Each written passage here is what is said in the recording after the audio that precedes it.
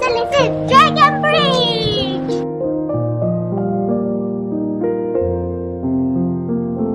有一个很传奇的故事，就是他们这边是龙的国家。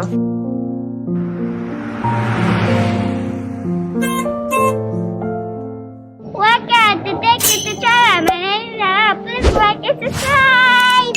我们现在来到了斯洛维尼亚了，这里是首都卢比安娜。原本这里是没有在我们的计划之中，但是看一下地图，已经非常的靠近斯洛维尼亚了，所以我就决定一致踩点一下这个小小的国家。那我身后方这边就是他们的市政厅了，这也是一个中世纪的古老的建筑，它是这种巴洛克的形状。那在斯洛维尼亚呢，这边有一个很传奇的故事，就是他们这边是龙的国家。我们等会带大家去参观一下整个这个市区。来，进去市政厅先看看。很多龙哦。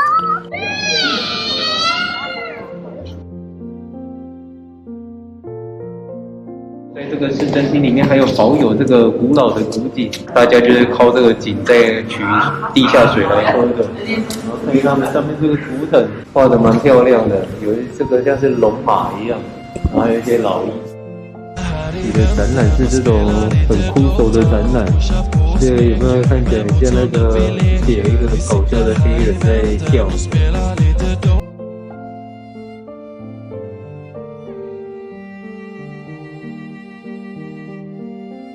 就在市政厅后方这边这座高耸的教堂呢，这就是卢比安娜的大教堂了。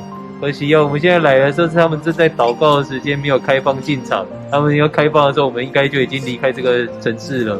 全部的东西都是 Dragon， 还有 Dragon 的 food。来这个。这里整条都有这种龙的元素，看一下这边有龙的纪念品店啊，龙的餐厅。那我们进来拍一下吧。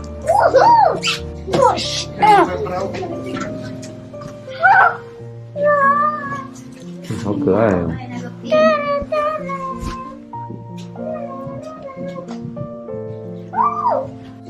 超可爱的。哎呀！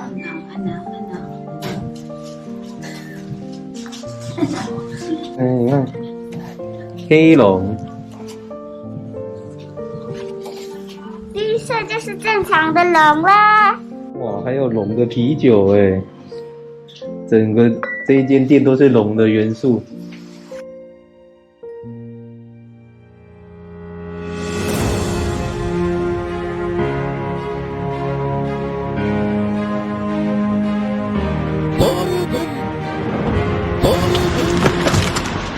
这里是 Dragon Bridge。现在来到了卢比安娜最著名的这个景点呢，就是这个龙桥，因为他们是相信在1000年以前有喷火龙守护着这块土地的，斯洛维尼亚的卢比安娜这边可以蓬勃发展，一直守护至今，所以他们到处都有这个飞龙的景象。这座龙桥以外，它后面还有几座桥都是有在景点上有说明到的，我们也一起过去看一下吧。这一条就是屠夫桥了。看，多人骑耶！这一座桥也都是有一些龙的元素在上面，它叫做屠夫桥，不知道是不是屠龙的意思。然后这边这个人，他还有尾巴，可能是龙人吧，龙骑士。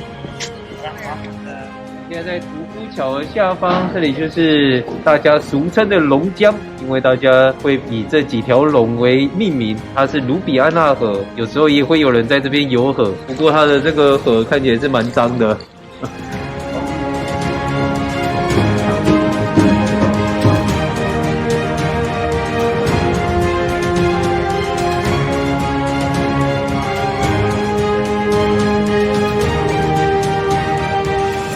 这一座就是3重桥了，它是有3座 Triple Bridge。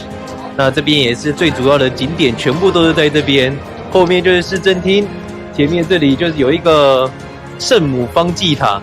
这个看起来有没有很像去马来西亚的马六甲看到的那种教堂？就是都是长这样的。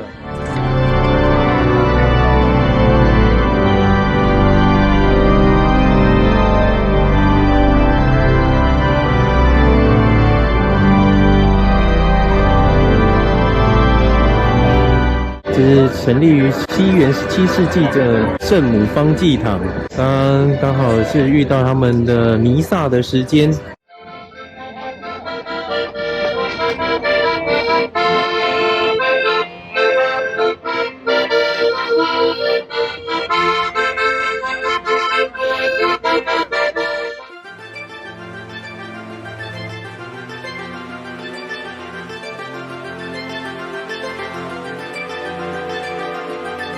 那走到这边，这里就是他们的最后一个桥了，鞋匠桥。这边过去也有一些景点可以参访。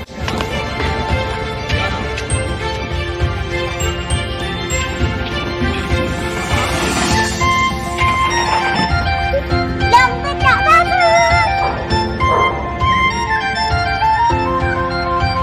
我们从鞋匠桥这边走过来呢，后面这一间看起来很别致的建筑。这边就是斯洛维尼亚的国家图书馆了，看起来它的建筑的构造是蛮漂亮的啊。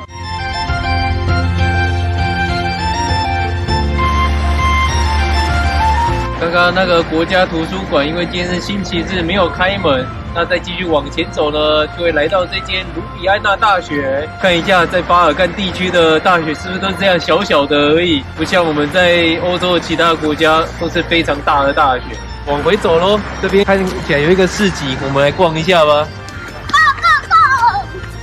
他们旧的东西，这边有一个跳蚤市场，我觉得看一下有没有什么宝物可以捡宝的。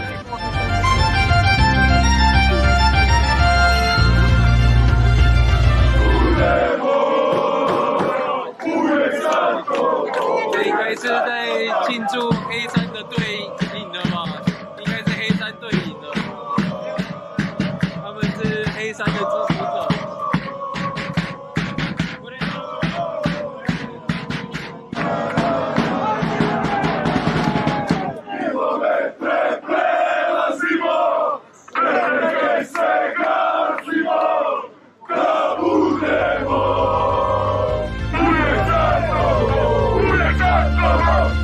就在上方，这个是卢比安纳城堡，这个城堡我们就不上去了，它这边是可以坐缆车上去。那现在对他们的城市有什么想法呢？他们真的很可爱。对啊，它这个城市整个都是这个龙的气息，古老的这个故事，大家就留在心里吧。那我们的影片就结束喽。